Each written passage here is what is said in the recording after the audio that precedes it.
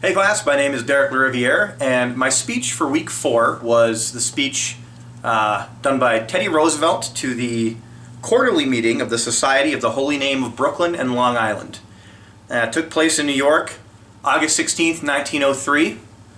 And the reason I chose this speech was because Theodore Roosevelt was a great American, and he was a great public speaker. He had very strong ideals on what it meant to be a citizen of America, and what it meant to be a decent person. And he thought that any American citizen should lead by example and practice what they preach.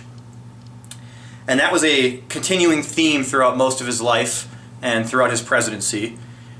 And this speech, I feel, is one of his few speeches that fits the time constraints of this assignment and embodies that. So I chose the speech, and I hope you guys enjoy it.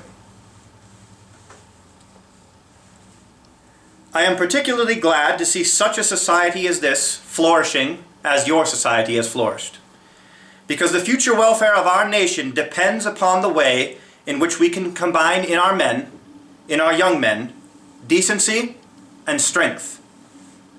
Just this morning when attending service on the great battleship Kearsarge, I listened to a sermon addressed to the officers and enlisted men of the Navy, in which the central thought was that each American must be a good man, or he could not be a good citizen.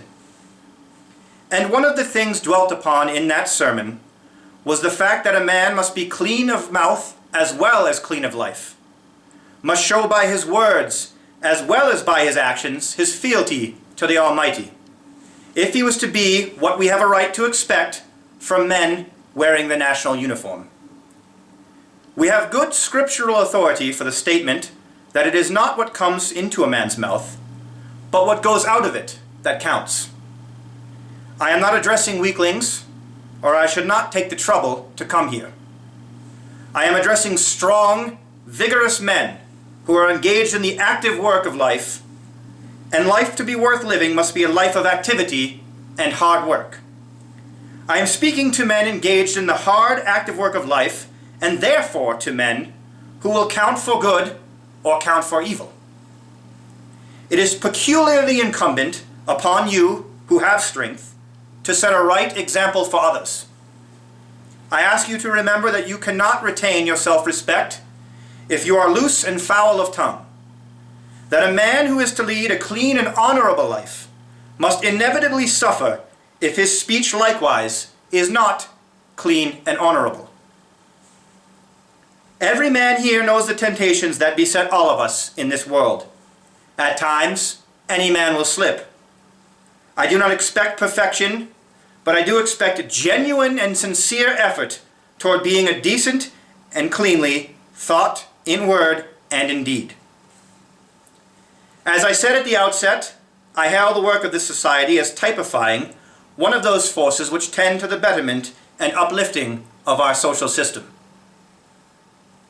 Our whole effort should be toward securing a combination of the strong qualities with those qualities we term virtues. I expect you to be strong. I would not respect you if you are not. I do not want to see Christianity professed only by weaklings. I want to see it a moving spirit among men of strength. I do not expect you to lose one particle of your strength or courage by being decent. On the contrary, I should hope to see each man who is a member of this society, from his membership in it, become all the fitter to do the rough work of the world, all the fitter to work in time of peace, and if, which heaven may forfend, war should come, all the fitter to fight in time of war. I desire to see in this country the decent men strong and the strong men decent. And until we get that combination in pretty good shape, we are not going to be by any means as successful as we should be. There is always a tendency amongst very young men, and among boys who are not quite young men as of yet, to think that to be wicked is rather smart, to think it shows that they are men. Oh, how often you see some young fellow who boasts that he is going to see life, meaning by that he is going to see the part of life which it is 1,000 times better should remain unseen. I ask that every man here constitute himself his brother's keeper, by setting an example to that younger brother, which will prevent him from getting such a false estimate of life. Example is the most potent of all things. If any one of you in the presence of younger boys, and especially of the younger people of your own family, misbehave yourself, if you use coarse and blasphemous language in front of them, you cannot be sure that these people will follow your example and not your precept. It is no use to preach to them if you do not act decently yourself. You must feel that the most effective way in which you can preach is by your practice. As I was driving up here, a friend who was with us said that in his experience, the boy who went out into life with a foul tongue was apt to go so because his kinsfolk, at least his intimate associates, themselves had foul tongues.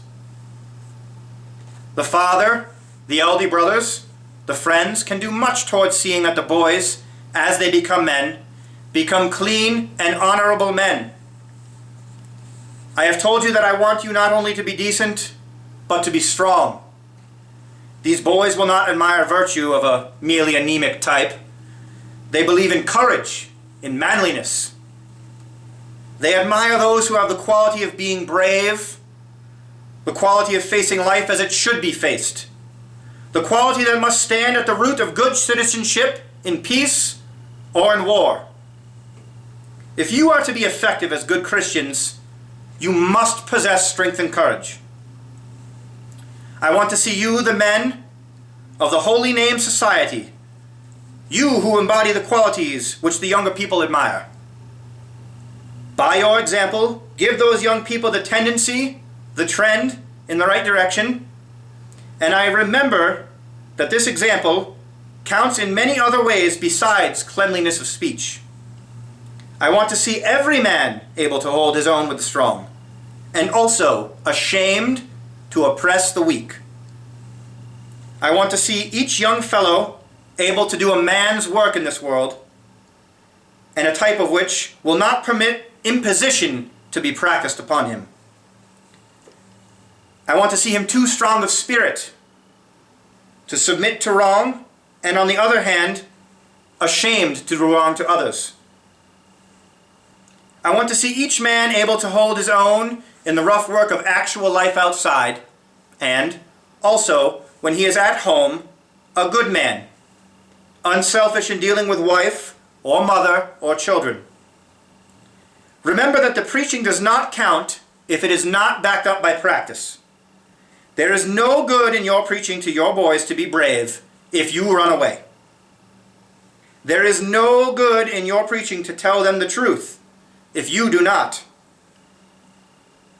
There is no good in your preaching to them to be unselfish if they see you selfish with your wife, disregardful of others. We have a right to expect that you will come together in meetings like this, that you will march in processions, that you will join in building up such a great and useful association as this, and, even more, we have a right to expect that in your own homes and among your associates, you will prove by your deeds that yours is not a lip loyalty merely, that you show in actual practice the faith that is in you. Thank you.